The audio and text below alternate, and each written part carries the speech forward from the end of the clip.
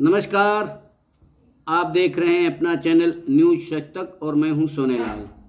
बिहार के कटिहार में एक बड़ा रेल हादसा हुआ है जिसमें एक रेल कर्मी की मृत्यु हो गई है और 4 अन्य घायल हैं। कटिहार के एडीआरएम मनोज कुमार सिंह ने बताया, घटनास्थल कटिहार मंडल से सटा हुआ होने के कारण यहाँ से ज्यों ही खबर लगी तो यहाँ से मेडिकल टीम भेज दी गई है और बचाव कार्य भी हो गए और उसके बाद कुछ देर तक वहाँ का जो रूट है वो बंद रहा, लेकिन उसके बाद रूट को खोल दिया गया।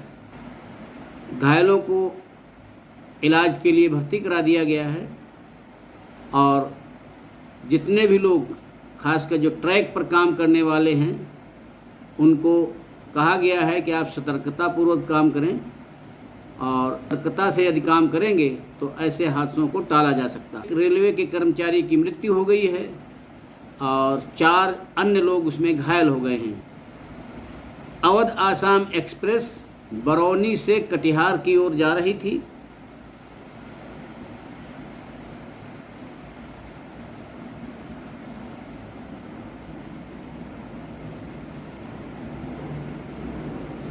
जिसमें ट्रालीमैन प्रमोद कुमार यादव की मृत्यु हो गई है और PWAY धनंजय कुमार समेत जो उसमें ट्रालीमैन थे सूरज कुमार, आदित्य कुमार, मनोज कुमार, ये लोग घायल हो गए हैं। इन्हें इस समय दुनिया के नए पलटू राम बनकर उभरे हैं डोनाल्ड ट्रंप। वो कब पलटी मार जाएं कुछ पता नहीं चलता है। अभी 17 जून की बात है जब उनको G7 समिट में भाग लेना था और वहाँ से वो बिना भाग लिए ही वहाँ से अचानक भाग खड़े हुए और भाग करके उन्होंने कहा हमारा बहुत ज़रूरी काम है, इससे ज़रूरी काम है। और उसके बाद में खबरें उड़ने लगी कि वो इज़राइल की तरफ से ईरान के ऊपर कुछ कार्रवाई करने वाले हैं और 2-3 दिन तक ये कार्यक्रम इनका चलता रहा। लेकिन अब उन्होंने कह दिया है कि हम इज़राइल की इसमें मदद नहीं कर पाएंगे क्योंकि इज़राइल बिना अमेरिका की मदद किए हुए जो ईरान का परमाणु संयंत्र है उसको नेस्तनाबूद नहीं कर सकता है, क्योंकि परमाणु का जो ठिकाना ईरान ने बनाया हुआ है वो ज़मीन से बताते हैं 90 फीट नीचे है और इज़राइल के पास मिसाइल नहीं है या ऐसा कोई बम नहीं है जो वो इतनी गहराई तक मार कर सके। और जब इतनी तक गहराई तक मार नहीं कर सकेगा तो उसने जहाँ छिपा के रखे हुए हैं वहाँ पर पहुँचना मुश्किल है।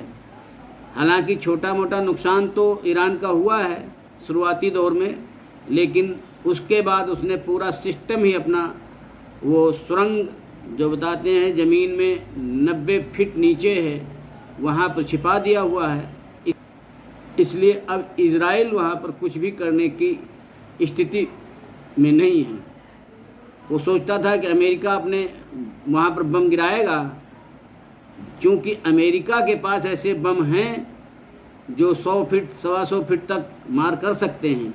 लेकिन इधर जब दूसरे देशों का भी दबाव पड़ने लगा, उधर रूस ने भी कहा कि अमेरिका कूदता है इज़राइल की तरफ तो हम ईरान की तरफ से कूदेंगे युद्ध में, और ऐसी हालत अगर होती है तो बहुत बड़े युद्ध की ओर दुनिया बढ़ सकती है। तो ऐसा देखते हुए इज़राइल का साथ देने के बजाय अब वो अपनी बचाव के मुद्रा में ट्रंप आ गए हैं और इसलिए ये छुटपुट लड़ाई आगे खींच सकती है, क्योंकि इधर से अब जो है ईरान ने इज़राइल के ऊपर क्लस्टर बमों से हमला करना शुरू कर दिया है। हालांकि क्लस्टर बम जो है एक तरीके से उन पर प्रतिबंध है प्रयोग करने के लिए, लेकिन दुनिया के 10-12 देश ऐसे हैं जिसमें भारत भी शामिल है, पाकिस्तान भी शामिल है। इन लोगों ने उस संधि पर क्लस्टर बम का प्रयोग न करने की संधि पर इन्होंने दस्तखत नहीं किए हैं। ईरान भी उसमें शामिल है। तो जब क्लस्टर बमों से हमला हो रहा है तो इस समय इज़राइल में भारी तबाही मची हुई है। अब क्लस्टर बम होते क्या हैं? असल में क्लस्टर बम एक बहुत बड़ा बम है, और जब वो आसमान में दुश्मन के क्षेत्र में पहुंचता है तो वहाँ पर उसका मुंह खुल जाता है और वहाँ से छोटे छोटे सैकड़ों बम निकलते हैं, और वो सैकड़ों बम निकलने के बाद में वो जहाँ जहाँ गिरते हैं, और बताते हैं कि वो एक क्लस्टर बम की मार 8 किलोमीटर तक होती है। तो जहाँ जहाँ गिरते हैं तो पूरे क्षेत्र में बहुत तबाही होती है। यही तबाही इस समय इजराइल में हो रही है। यही बम अमेरिका ने जब वियतनाम में प्रयोग किए थे तो उसका असर आज भी देखा जा रहा है, क्योंकि जो क्लस्टर बम जब ज़मीन पर गिरते हैं तो सभी फटते नहीं हैं, और जब सभी फटते नहीं हैं तो ये बाद में फटते रहते हैं।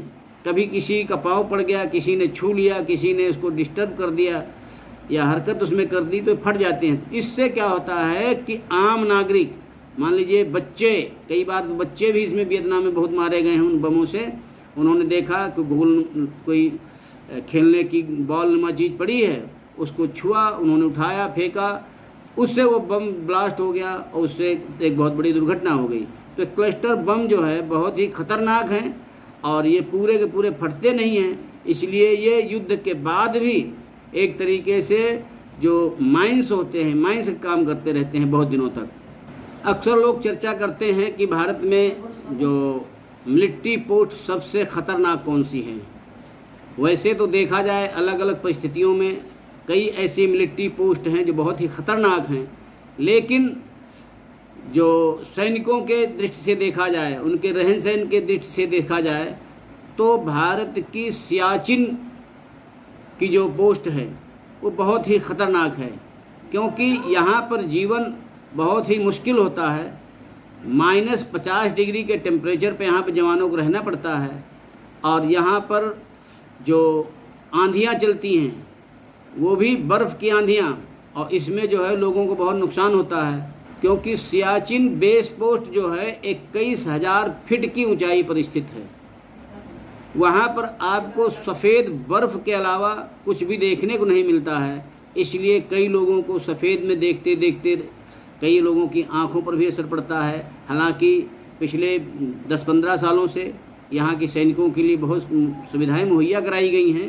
पहले जैसा नहीं था। पहले आमतौर पर ये माना जाता था कि जो सियाचिन काट लेता था तो उसके कोई न कोई अंगों में खराबी आ ही जाती थी। नहीं कुछ है तो बहुत दिनों तक गर्म टोपी पहनने से उनके बाल ही उड़ जाते थे।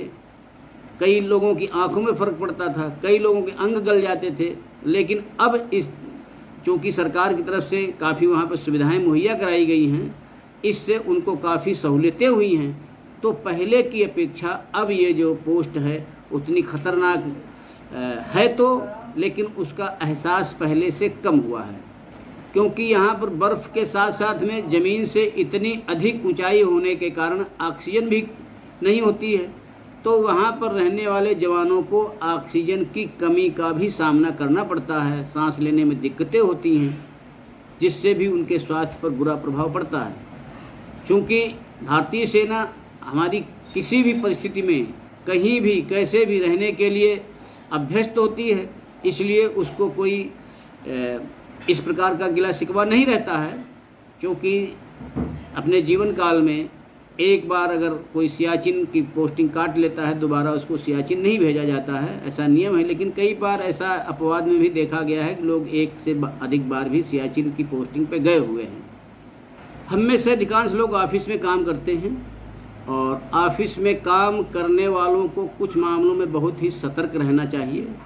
और अगर कुछ बिंदुओं पर ऑफिस में रहने वाले, ऑफिस में काम करने वाले लोग ध्यान देते हैं तो फिर उनको यश की प्राप्ति भी होती है। लेकिन कई बार छोटी छोटी चूक हो जाने पर उनको अपयश का भी सामना करना पड़ता है। तो मैं आज कुछ ऐसे बिंदुओं के बारे में चर्चा करूंगा जिनको अगर आप ऑफिस में रहते हुए अमल में लाते हैं तो आप एक यशस्वी कर्मचारी बनकर के अपना काम करेंगे।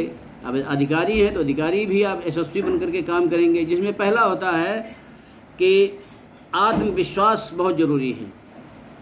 प्रोफेशनल ग्रोथ तभी होती है जब आपके अंदर आत्मविश्वास है, लेकिन ये आत्मविश्वास कभी भी घमंड में नहीं बदलना चाहिए।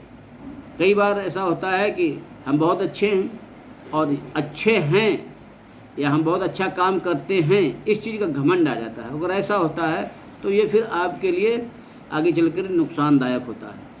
कई बार ऑफिस में रहने वाले लोग बहुत बोलते हैं, जो लोग बहुत बोलते हैं उनके लिए भी बहुत लोगों का कहना होता है कि बहुत बोलता है, और कई लोग बिल्कुल चुप रहते हैं, और जो चुप रहने वाले को भी लोग कहते हैं बड़ा घमंडी है, बात नहीं करता किसी से। तो इन दोनों चीज़ों के बाद अति का भला न बरसना, अति की भली न धूप, अति का भला न बोलना, अति की भली न चूप।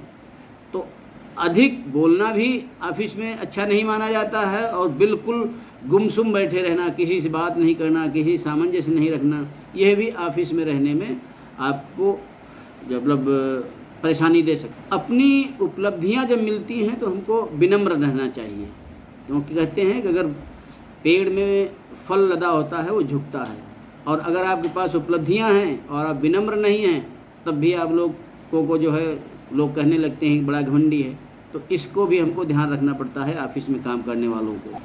कई बार ऐसा होता है कि कोई काम आप जानते हैं और आपका सहयोगी नहीं जानता है, तो उसको फिर ये नहीं करना रे मेरा काम नहीं है उसका काम है, उसको मदद करना चाहिए। अगर मदद करते रहते हैं तो वो आपके लिए बहुत अच्छा होगा, और आपको दिखावे से नहीं, आपके काम से आपका अधिकारी जानता है, और आप जब इन चीज़ों का ध्यान रखते हैं तो अधिकारी भी आपको देखता रहता है, आपकी कार्यशैली देखता है, और उसके हिसाब से जो उसके हाथ में होता है वो करता है।